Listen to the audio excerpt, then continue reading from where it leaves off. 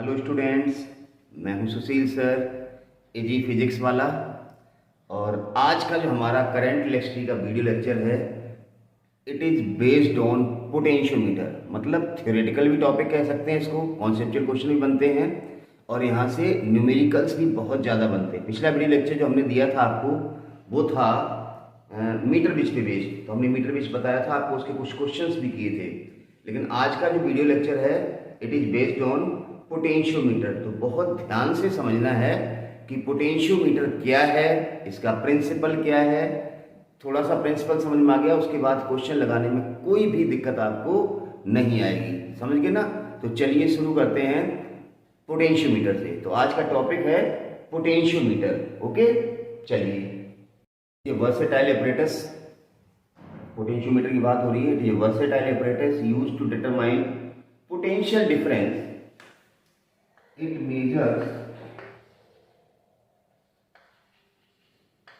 potential difference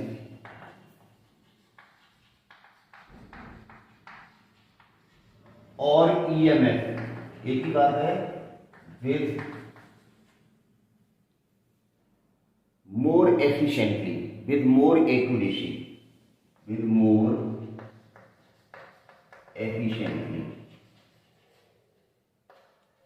कारण potentiometer के अलावा भी हमारे पास इंस्ट्रूमेंट है, जैसे वोल्ट मीटर है, वो भी तो पोटेंशियल डिफरेंस मेजर करता है। तो वो एक्यूरेट क्यों नहीं मेजर करता? Why we need of potentiometer, ऐसा भी क्वेश्चन आता है कि why we need of potentiometer. जब हमारे पास वोल्ट मीटर छोटा सा इंस्ट्रूमेंट है, तो पोटेंशियोमीटर का लंबा सा तख्ता लेकर के 10 मीटर लंबा तार लपेट गई, नौटंकी करने की क्या जरूरत थी?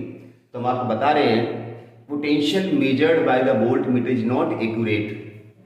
मैं लिख रहा हूं, सारे पॉइंट्स आपको ध्यान रखना है। Potential measured bye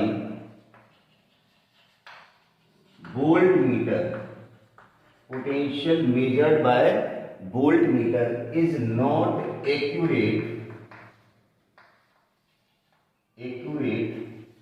because it takes certain amount of current from source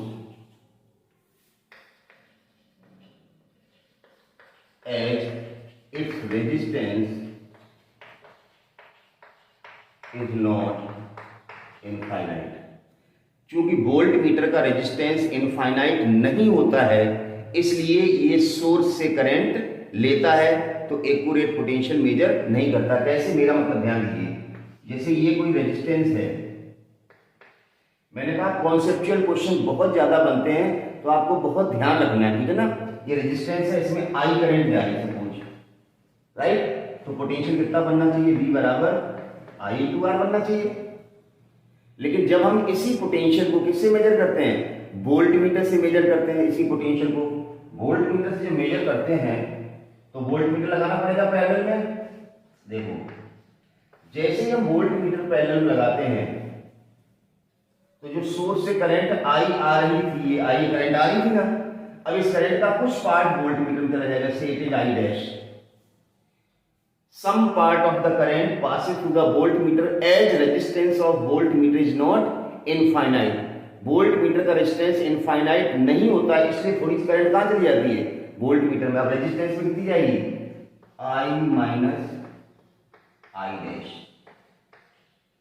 तो आपको साफ साफ दिख रहा है कि जो रेजिस्टेंस में पहले आई करंट जा रही थी, जैसे ही वोल्ट मीटर हमने पैरेलल में कनेक्ट किया, तो कुछ करंट वोल्ट मीटर में चली गई। जब वोल्ट मीटर में करंट चली गई, तो अब वोल्ट मीटर कितना नापेगा? तो पोटेंशियल। इस आर में करंट कितना जा रहा है? I minus I dash.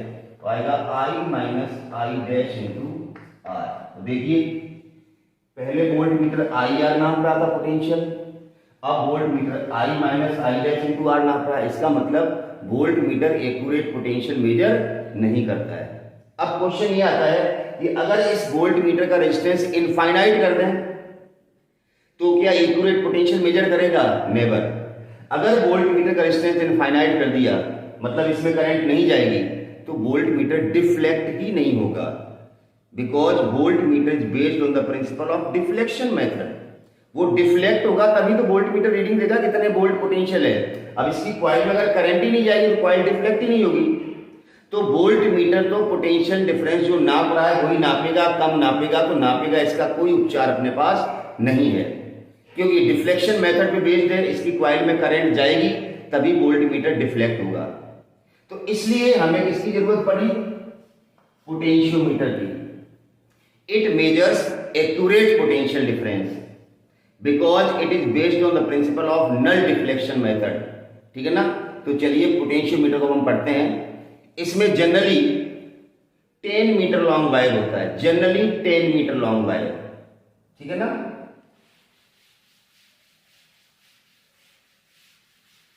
Convenience के लिए हम लेते हैं 10 मीटर लॉन्ग वायर, और वैसे भी वायर की लेंथ हमें ज्यादा ही रखनी पड़ती है। अभी हम आगे टर्म पढ़ेंगे जब सेंसिटिविटी, तब आपको पता चल जाएगा कि सेंसिटिविटी का मतलब क्या होता है। इसलिए हमने पोटेंशियोमीटर वायर की लेंथ को बहुत ज्यादा लंबा लिया है। देखिए हम पोटेंशियोमीटर का प्रिंसिपल पढ़ाने से पहले आपको दो चीज बताते हैं।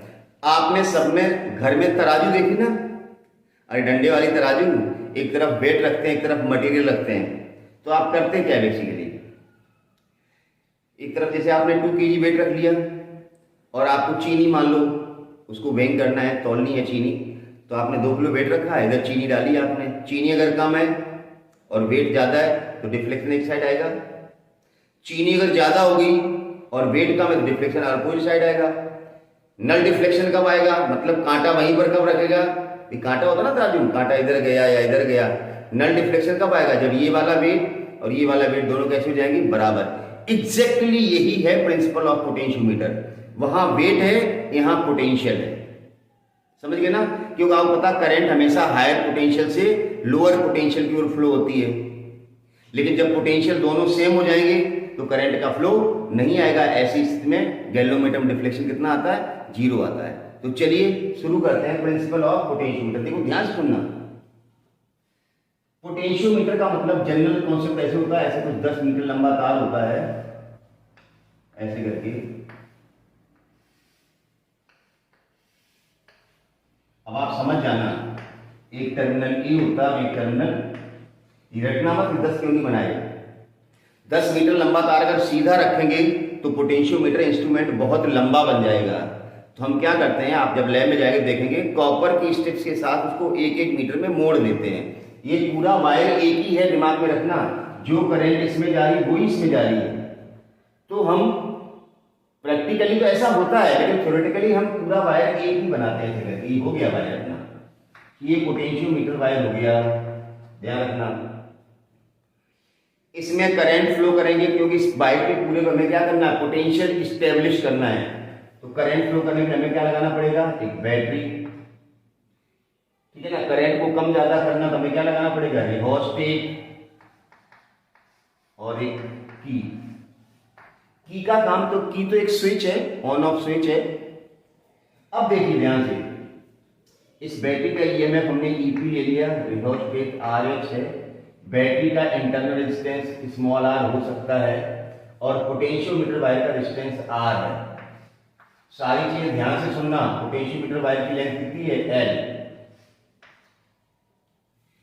ये जो आपको एबी वायर दिख रहा ना, यही 10 मीटर लॉन्ग वायर है, ये पोटेंशियोमीटर वायर है। It is made of alloy.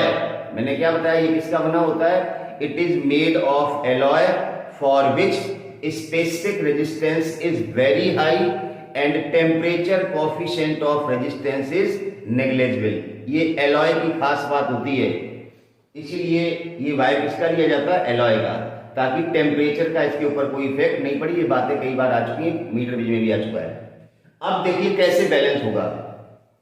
कोई अब जैसे जैसे इस वायर पे हमने करंट फ्लो किया, ये करंट आ रही आई, आपको सारी चीजें पता होनी चाहिए। आई क्या है, current of the primary circuit. तो आई कितना होगा, इधर ध्यान से सुनते जाइए। आई में क्या क्या हो सकता है, आई बराबर ईपी अपॉन, आई बराबर ईपी अपॉन, एक तो पोटेंशियोमीटर वायर का रेजिस्टेंस प्लस सेल का इंटरनल रेजिस्टेंस प्लस रिहोस्टेट का इंटरनल रेजिस्टेंस। ये आई का एक्चुअल फार्मूला रखना मत। अगर सेल का इंटरनल रेजिस्टेंस नेग्लिजिबल है तो यहां 0 कर देना, रियोस्टेट से कोई रेजिस्टेंस इंट्रोड्यूस नहीं करिए, जीरो कर देना। यहाँ रास्ते में अगर कोई और भी रेजिस्टेंस बॉक्स लगा है तो उसका भी रेजिस्टेंस यहाँ जुड़ेगा, क्योंकि ये आई करंट इस पूरे सर्किट में घूम रही ना, ये इसको कहते हैं प्राइमरी सर्किट। प्राइमरी सर्किट कहते हैं इसको। तो प्राइमरी सर्किट का काम क्या है एक्चुअली, पूरे पोटेंशियोमीटर वायर पर पोटेंशियल एस्टेब्लिश करना, ये प्राइमरी सर्किट का काम है, ध्यान रखना। अब क्या करते हैं, इसको बैलेंस करा रहे हैं। एक कोई सेल है ये, इसका ईएमएफ ये अननोन है, हमें नहीं पता, इट इज अननोन सिंपली। अब ये अननोन है, ये गैल्वेनोमीटर लगाया, ये जो है, अब ध्यान से समझने की कोशिश करो। मैंने क्या बताया था, जैसे ही इस प्राइमरी सर्किट को कंप्लीट किया, इस वायर में करंट गई होगी, तो इस पूरे वायर पे पोटेंशियल है, इस पूरे वायर पे क्या है, पोटेंशियल है, ध्यान समझना। पूरा वायर यूनिफॉर्म क्रॉस सेक्शन है, मतलब पूरे वायर का रेजिस्टेंस कांस्टेंट है थ्रू आउट लेंथ, मतलब इतने वायर का रेजिस्टेंस 1 ओम है, तो डबल वायर करेंगे तो 2 ओम हो जाएगा, 3 ओम हो जाएगा, ध्यान रखना। रेजिस्टेंस लेंथ के प्रोपोर्शनल होता है, तो यहाँ पोटेंशियल भी यूनिफॉर्मली फॉर्म है, तो पोटेंशियल भी लेंथ के प्रोपोर्शनली होगा, क्यों V बराबर क्या होगा, आई आर। जब R लेंथ के अकॉर्डिंग बढ़ रहा है तो V भी तो लेंथ के अकॉर्डिंग बढ़ रहा है। जैसे मान लो हमने ये कहा कि पूरा वायर AB 10 मीटर है और इस पूरे वायर का पोटेंशियल 10 वोल्ट है, तो आधे वायर का कितना होगा, 5 वोल्ट, उसका और आधा वायर कर दिया, कितना होगा, 2.5 वोल्ट, और आधा कर दिया, ध्यान रखना। तो इस पोटेंशियोमीटर वायर के जो पोटेंशियल है वो वेरिएबल पोटेंशियल है, कैसा है, वेरिएबल, ध्यान रखना। अब हम क्या करते हैं, जैसे मान लो हमने जॉकी यहां प्रेस किया, यहां रखा है जॉकी को, अगर गैल्वेनोमीटर में नल डिफ्लेक्शन आ गया, कैसा आ गया, नल डिफ्लेक्शन, तो नल डिफ्लेक्शन तभी आएगा जब इस वायर का पोटेंशियल सेल के ईएमएफ के बराबर होगा। अगर ये पोटेंशियल कम है और ये ज्यादा है तो डिफ्लेक्शन होगा, भी मैंने तराजू बताई थी, अगर ये पोटेंशियल ज्यादा ये कम है तो भी डिफ्लेक्शन होगा। नल डिफ्लेक्शन कब आएगा, जब इतने वायर का पोटेंशियल इस सेल के ईएमएफ के बराबर होगा, उस समय गैल्वेनोमीटर नल डिफ्लेक्शन शो करेगा, और ये लेंथ ऑफ द वायर जहां पर रखने से नल डिफ्लेक्शन आया उसको कहते हैं बैलेंसिंग लेंथ। ये क्या कहलाएगी, बैलेंसिंग लेंथ।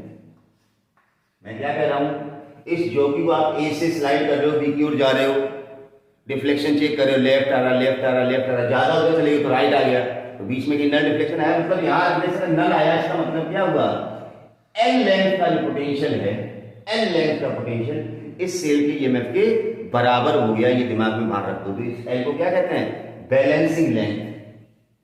ये अगर ईएमएफ ज्यादा है तो बैलेंसिंग लेंथ भी ज्यादा होगी। भाई एक तराजू में 2 किलो वजन रखा तो चीनी 2 किलो के बराबर, या 5 किलो रख दोगे तो चीनी ज्यादा देनी पड़ेगी ना, तो वो चीज आपको ध्यान रखनी है। तो पोटेंशियल मीटर का प्रिंसिपल क्या है, E is proportional to L और E is equal to XL, जहां X क्या है, fall of potential, fall of potential per unit length, that is potential gradient, इसको पोटेंशियल ग्रेडियंट भी कहते हैं। अभी हमने क्या बताया, एल लंबाई का जो पोटेंशियल है वो सेल के ईएमएफ के बराबर है। अब एल लंबाई का पोटेंशियल होगा कितना, जब यूनिट लंबाई का पोटेंशियल पता है तब तो एल लंबाई का पोटेंशियल निकालोगे। ये एक्स क्या है, पोटेंशियल पर यूनिट लेंथ, इसी को हम कहते हैं पोटेंशियल ग्रेडियंट कहते हैं, ठीक है ना। तो E बराबर एक्सएल, एक्स क्या है, fall of potential per unit length, इसको हम कहते हैं पोटेंशियल ग्रेडियंट। अब x क्या है, देखो x कैसे निकालेंगे, देखो हम बताएं x है क्या। अभी मैंने क्या बताया कि इतने से तार का पोटेंशियल इस सेल के ईएमएफ के बराबर होगा, तो पोटेंशियल होगा कितना, ध्यान देखते हैं, नोट कीजिए इसको, मैं हटा रहा हूं इसको।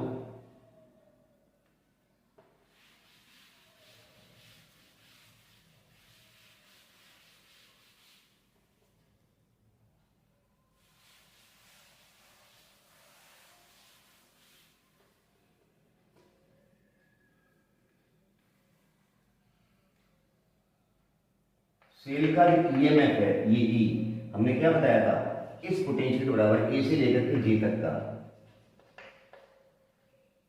अगर यहाँ जे पर रखने से नल डिफ्लेक्शन आया, मतलब इतनी लंबाई का पोटेंशियल इस सेल की ईएमएफ के बराबर हो गया। ये पोटेंशियल होगा कितना, बी बराबर क्या फॉर्मूला होगा, आई टू आर। तो आर किसका लेना, ए से लेकर के जे तक का, आई आर ए से लेकर के जे तक की लंबाई का रेजिस्टेंस। हमने देखो क्या लिखा है, पूरे वायर का रेजिस्टेंस आर है, पूरे वायर की लेंथ एल है, तो रेजिस्टेंस पर यूनिट लेंथ कितना होगा, आर अपॉन एल। यहां देखो resistance per unit length R upon L, जिसको हमने रो नाम दिया। Resistance per unit length R upon L को नाम क्या दिया हमने, रो दिया। तो देखिए ए से लेकर के जे तक का रेजिस्टेंस है, यूनिट लंबाई का रेजिस्टेंस आर अपॉन एल होगा, तो एल लंबाई का कितना होगा, रो इनटू एल। ध्यान से देखिए, रो क्या है, resistance per unit length, unit लंबाई का रेजिस्टेंस रो है, तो यहां से यहां तक एल लंबाई का कितना होगा रेजिस्टेंस, रो इनटू एल। तो फार्मूला आ गया ई बराबर आई रो एल, आई इंटू रो ही ये एक्स है, तो ई बराबर आ गया वही पीछे वाला formula X L, where X is equal to, ये एक्स का फार्मूला आ गया पोटेंशियल ग्रेडियंट का, आई इंटू रो। अब इसको और अगर देखें तो आई के लिए हमने क्या निकाला था, E P upon R plus R H into row.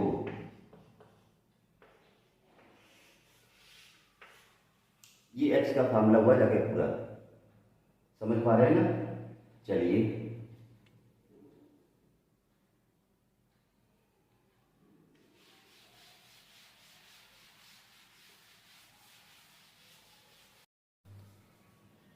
X equal to ये आ गया।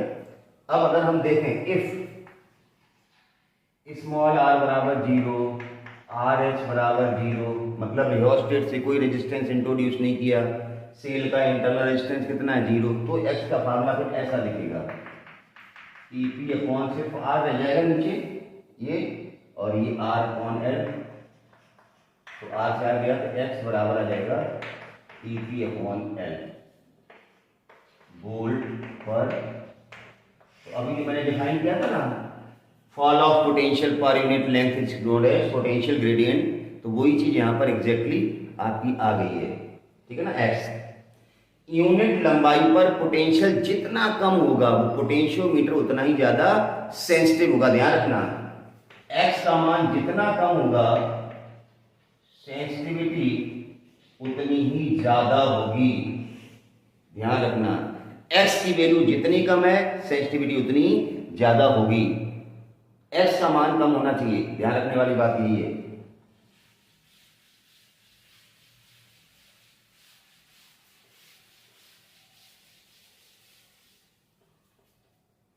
एक्स को कैसे कम कर सकते हैं, इसके बहुत सारे तरीके हैं एक्स को कम करने के, ठीक है ना।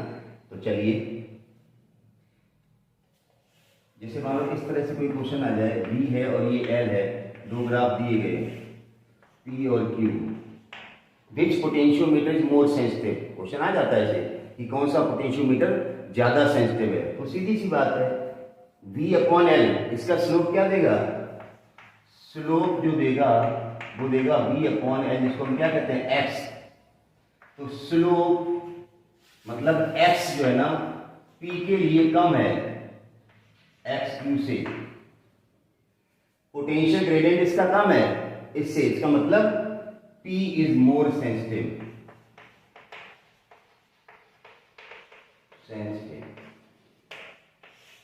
तो ये कुछ छोटी मोटी चीजें हैं जो सेंसिटिविटी पे बेस्ड हैं। अब देखिए पोटेंशियोमीटर का मेन प्रिंसिपल क्या है कि पोटेंशियोमीटर से जो सेकेंडरी सर्किट में सेल या वोल्टेज लगा होता है उसको पोटेंशियोमीटर वायर पे बैलेंस करते हैं, इतना आपको ध्यान रखना है। क्या बोला मैंने, पोटेंशियोमीटर के सेकेंडरी सर्किट में जो सेल या पोटेंशियल का जो भी सोर्स लगा होता है उसको पोटेंशियोमीटर वायर पे बैलेंस करते हैं।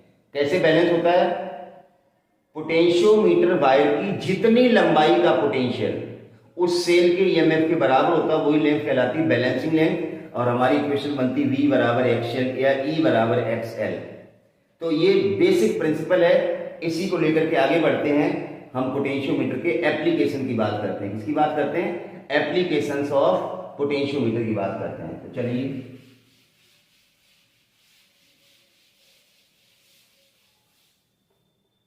Applications of potentiometer.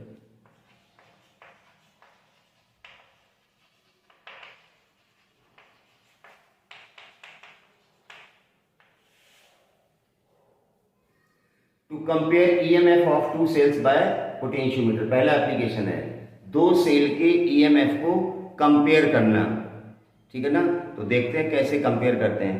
पहला एप्लीकेशन बता रहा हूं, to compare EMF of two cells by potentiometer. To compare EMF of two cells by potentiometer. चलिए सर्किट डायग्राम देखते हैं सबसे पहले इसका। प्राइमरी सर्किट ऑफ पोटेंशियोमीटर में तो कोई चेंज ही नहीं करना है, primary circuit as it is बनना है, ठीक है ना। Primary circuit as it is बना लिया। उसके बाद एक सेल, इसका ईएमएफ E1 है, दूसरा सेल इसका ईएमएफ E2 है, दोनों कनेक्ट कर दिया। Galvanometer, jockey. ध्यान रखना सारे सेल की पोलैरिटी एक ही तरफ होनी चाहिए। की में डॉट लगाओ,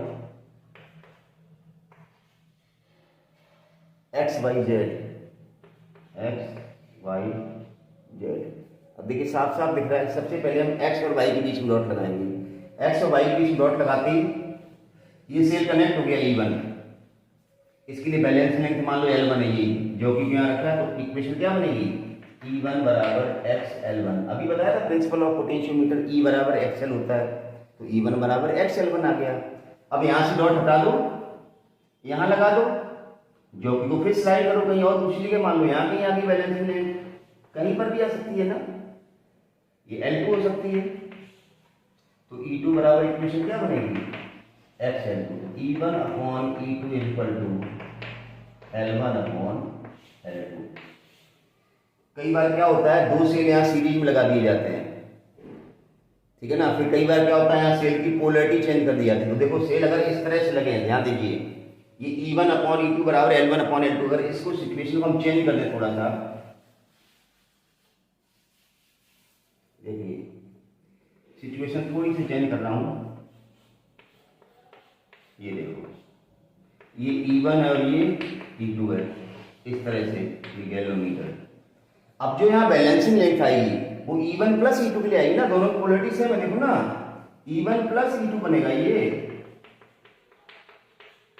तो जहां E1 बराबर XL1 लिखा था वहां पर क्या आएगा, E1 प्लस E2 बराबर XL1 आएगा। अब जिसका ईएमएफ कम है उसकी पोलैरिटी आप चेंज कर सकते हो। अब दोबारा हमने मान लो क्या कर दिया, ये फर्स्ट केस है, दोबारा हमने मान लो ऐसे कर दिया, ये लो, इसकी पोलैरिटी चेंज हो गई। अब ये बन गया E1 माइनस E2। तो इक्वेशन बनेगी E1 minus E2 equal to, अब कोई दूसरी बैलेंस लेंथ आएगी XL2। तो इस तरह से फार्मूला बन जाएगा E1 plus E2 upon E1 minus E2 equal to L1 upon L2। यहां से भी E1 अपॉन E2 निकल आता है, ध्यान रखने वाली बात, यहां से भी E1 upon E2 find out हो जाता है।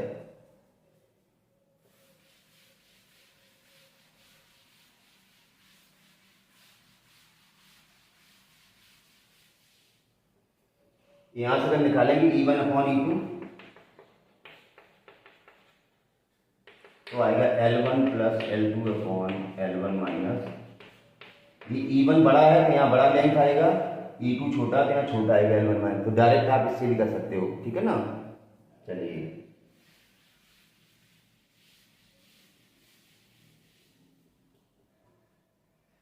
अब दूसरा एप्लीकेशन बताने जा रहा हूं। To determine internal resistance of primary cell by potentiometer. अब हम पोटेंशियोमीटर से किसी प्राइमरी सेल का इंटरनल रेजिस्टेंस कैसे फाइंड आउट करेंगे उसकी बात करने जा रहे हैं। To determine internal resistance of primary cell using potentiometer. देखिए प्राइमरी सर्किट वही सेम,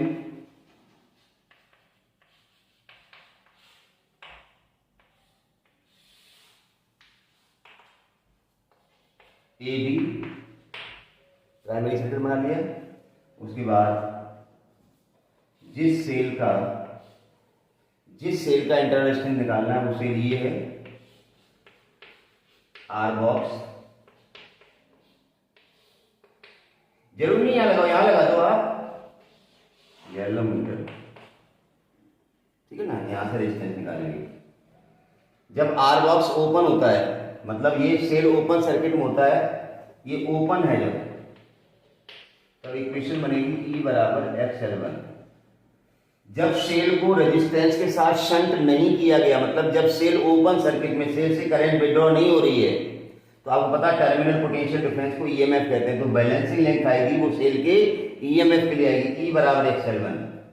लेकिन जैसे ही हम सेल को क्लोज सर्किट में करेंगे, यहां डॉट लगाएंगे, तो अब सेल के टर्मिनल में जो पोटेंशियल डिफरेंस होगा वो V होगा, तब इक्वेशन आएगी V बराबर XL2। ध्यान रखना, जब सेल ओपन सर्किट में रेजिस्टेंस शंटेड नहीं है सेल के साथ, तो बैलेंसिंग लेंथ L1 है वो EMF के लिए आएगी, E बराबर XL1। जब सेल क्लोज सर्किट में है, यहां क्लोज कर लिया, तो टर्मिनल पोटेंशियल डिफरेंस के लिए बैलेंसिंग लेंथ आएगी V बराबर XL2। पूरे पोटेंशियोमीटर में यही है कि जब सेल सर्किट में है तो E बराबर XL, जब कोई पोटेंशियल सर्किट में है तो V बराबर XL। तो E और V आ गया। अब इंटरनल रेजिस्टेंस का फार्मूला क्या था, E minus B upon B into R था। E और B की ये वैल्यू यहाँ डाल दो तो R बराबर आ जाएगा L1 minus L2 upon L2 into are. समझ गए ना। तो ये दो हमने एप्लीकेशन बताए, इसके एप्लीकेशन बहुत सारे हैं। कैलिब्रेशन ऑफ वोल्ट मीटर है, कैलिब्रेशन ऑफ अमीटर है, कैलकुलेशन ऑफ स्मॉल रेजिस्टेंस है। तो एक वीडियो लेक्चर में पॉसिबल नहीं, हम इनके कुछ क्वेश्चंस करते हैं पहले, ठीक है ना। जो हमने दो एप्लीकेशन पढ़े हैं, कौन कौन से दो पढ़े हैं, to compare EMF of two cells by potentiometer, और second one is to determine internal resistance. तो चलिए क्वेश्चन देखते हैं।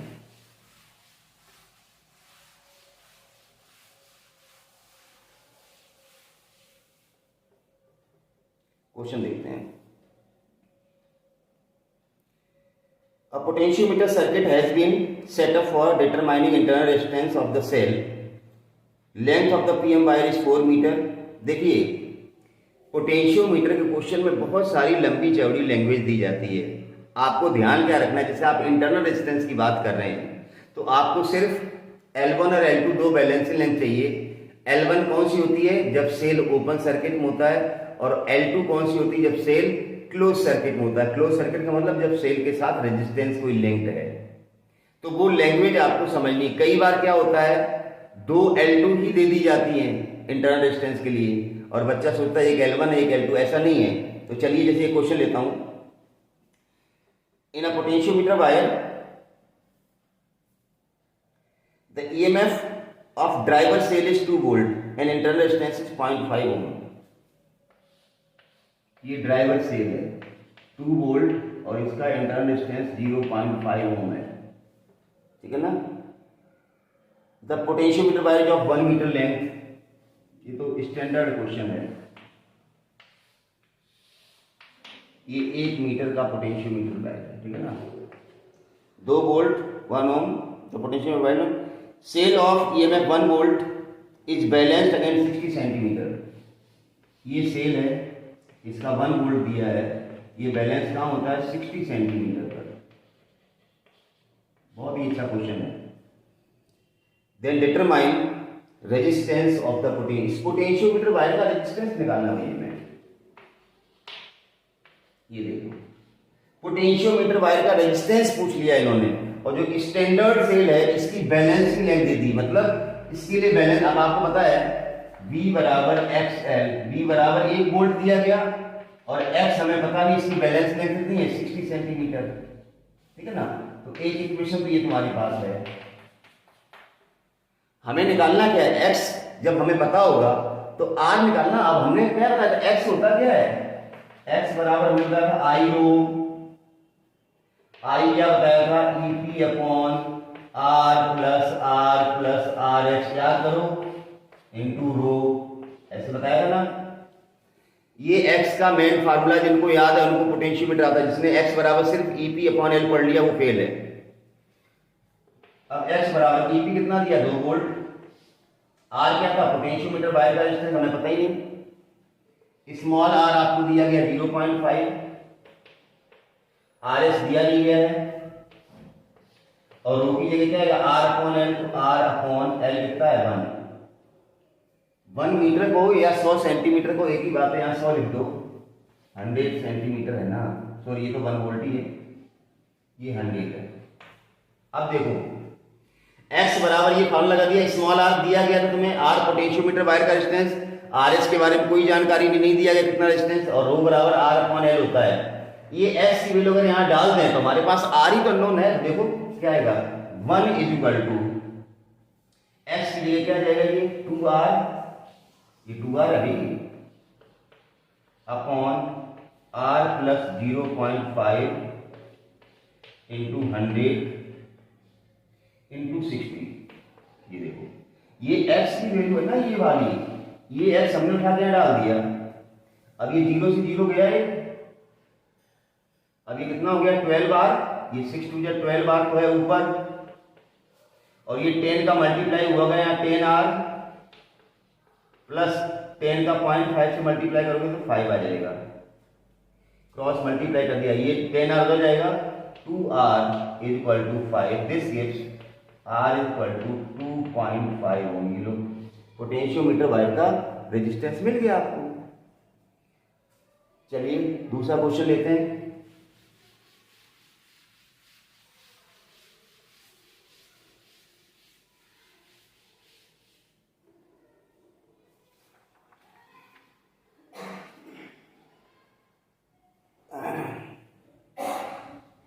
To determining the internal resistance of the cell, देखो इंटरनल रेजिस्टेंस का सेल है, to determining internal resistance of cell, खूब सारी लंबी चौड़ी लैंग्वेज की, तुम्हें कुछ नहीं पढ़ना है। When cell is connected with, when cell is connected with 2 ohm resistance, then balancing length is 2 meter, suppose balancing length is 2 meter या 3 meter ले लेते हैं, and when cell is connected with 4 ohm, suppose या 3 ohm ले लेते हैं, कुछ भी value 4 ohm, then balancing length is 4.5 meter, find internal resistance। अब देखिए इसमें दो अलग अलग रेजिस्टेंस पे दो अलग अलग लेंथ दी गई हैं, तो बच्चा क्या एक को L1 ले लेता है, एक को L2 ले लेता है, अरे एक L1 एक L2 है ही नहीं। L1 क्या होती है, L1 is the balancing length when cell is in open circuit, cell के साथ कोई रेजिस्टेंस नहीं तब L1 होता है ना, तो यहाँ तो सेल के साथ रेजिस्टेंस है भाई, यहाँ सेल के साथ रेजिस्टेंस दिया गया है, इसका मतलब दोनों ही अलग अलग रेजिस्टेंस पे L2 हैं, ये दोनों ही लेंथ अलग अलग रेजिस्टेंस पे L2 को शो कर रही हैं, समझ पा रहे हो ना। तो देखिए क्या करना है आपको, स्मॉल r का formula L1 minus L2 upon L2 into r, ये फार्मूला होता है, इसी फार्मूले को हमें अप्लाई करना है। कब, देखो जब R बराबर कितना दिया गया 2 ओम, तो L2 बराबर 3 मीटर है, और जब R बराबर 4 ओम दिया गया है तो L2 बराबर 4.5 मीटर है, ये दोनों L2 ही हैं, दोनों L2 हैं, तो बस अब दोनों L2 है तो L2 के हिसाब सॉल्व कर लो, इसमें डालो। तो पहली इक्वेशन क्या बनेगी, R बराबर L1 कितना है 4.5 माइनस L2, सॉरी L1 दिया ही नहीं गया, सॉरी L1 दे दिया गया, L1 minus 3 metre upon 3 into 2। एक इक्वेशन होगी, दूसरी बनेगी R बराबर L1 minus 4.5 metre upon 4.5 into 4। दूसरी इक्वेशन, दोनों R आ रही है तो दोनों को सीधा इक्वेट कर दो। L1 minus 3 upon 3 into 2 equal to L1 minus 4.5 upon 4.5 into 4। 2 2 या 4। अब 4.5 का इधर मल्टीप्लाई करो, 4.5 L1 माइनस 4 या 12 5 15 13.5 इक्वल टू 2 3 या 6 L1 माइनस 24 3 27। इसको इधर ले जाओ, 1.5 L1 27 इधर आएगा 13.5 13.5 L1 बराबर 13.5 अपॉन 1.5 9 मीटर। L1 दिया नहीं दिया था क्वेश्चन, L1 तो अब आया 9 मीटर। अब L1 जब 9 मीटर आपका आ गया तो L1 की वैल्यू डाल दो किसी में भी। अब L1 किसी में भी आप सब्स्टिट्यूट कर दें तो आपको जो है ना मिल जाएगा इंटरनल डिस्टेंस R बराबर L1 minus L2 upon L2 into R। किसी में भी डाल दो। L1 कितना 9 मीटर माइनस L2 कितना लेना 3 metre upon 3 metre into R कितना था 2। 9 में 3 दिया 6 6 बटे 3 2 2 4 हो। तो इस तरह से इंटरनल डिस्टेंस का क्वेश्चन आ सकता है जिसमें आपको L1 दी ही नहीं गई है, दोनों ही L2 ही गिवन है। समझ पा रहे ना? तो और भी बहुत सारे क्वेश्चन हैं इसमें। चलिए एक आध क्वेश्चन और करते हैं।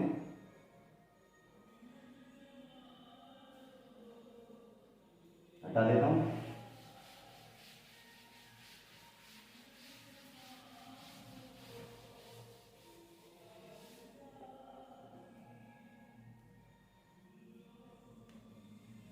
Two cells of EMF E1 and E2 are connected with same polarity, then balancing length is 825। मैंने क्या बताया था, सेम पोलरिटी है तो E1 प्लस E2 बराबर x L1 आएगा x इंटू 825। ठीक है ना? अब इसमें ये दिया गया है कि E1 is less than E2। ध्यान रखना, कई बार बच्चा गड़बड़ कर देता है। When the polarity of lower EMF is reversed, अब lower EMF कौन सा है E1, तो E1 की पोलरिटी चेंज की गई है। E1 ध्यान रखना, इसमें लोअर EMF E1 है, लोअर EMF की पोलरिटी चेंज करना मतलब E1 का साइन चेंज करना है। तो E2 माइनस E1, जब polarity of lower EMF cells is reversed then the balance length is found to be 225 x into 225। मतलब पहले दोनों की पोलरिटी सेम थी तो E1 प्लस E2 बराबर एक्स है। पोलरिटी चेंज कर दी तो E2 माइनस E1 बराबर एक्स है, डिवाइड कर लो, अपनी क्या दिक्कत है। ठीक है ना? और मैंने वैसे बताया था कि E1 अपॉन E2 आता कैसे, ज्यादा वाला ऊपर कम वाला नीचे कर लो या डायरेक्ट कर लो यार ऐसे ही। E1 plus E2 upon E2 minus 825 upon, या तो ऐसे कर लो, इसको सॉल्व कर लो, या मैंने बताया था कि ज्यादा बटे कम करोगे तो ज्यादा कौन सा यहाँ E2, तो E2 अपॉन E1 करोगे तो एक बार तो दोनों जुड़ेंगे, 825 प्लस 225 और ये हो जाएगा 825 माइनस 225। E2 अपॉन E1 कितना हो जाएगा 1050, 25 25 गया 600 ही आएगा, 0 0 गया 15 चौकू 7 15 27 5 7:4। तो इस तरह से आप छोटे मोटे क्वेश्चन आसानी से कर सकते हो। तो ये दो एप्लीकेशन आज हमने पढ़े हैं पोटेंशियोमीटर के, to compare EMF of two cells by potentiometer और टू डिटरमाइन द इंटरनल। मतलब आपको कुछ नहीं करना है, इक्वेशन एक ही है पोटेंशियोमीटर की, E बराबर एक्सएल, उसको ध्यान रखना, पोटेंशियल ग्रेडियंट को थोड़ा सा ध्यान रखना, पढ़ लेना, बाकी कोई प्रॉब्लम नहीं आएगी। चैनल को सब्सक्राइब कर दीजिए अगर अभी तक नहीं किया है, और वीडियो को लाइक करते रहना और नोट्स ज़रूर बनाते रहना। मैं बार बार कहता हूँ कॉपी पेन लेकर के बैठा करें, जब भी आप वीडियो देखें तो अपने नोट्स बनाते रहें, क्वेश्चंस को लिखते रहें। हालांकि लिखने में बहुत जोर आता है, मुझे भी जोर आता है, कौन क्वेश्चन देखे लिखे, इसलिए लैंग्वेज बोल देता हूँ। तो आप भी ऐसे करके नोट कर लिया करें और अपना काम चलाएं। Thank you for watching.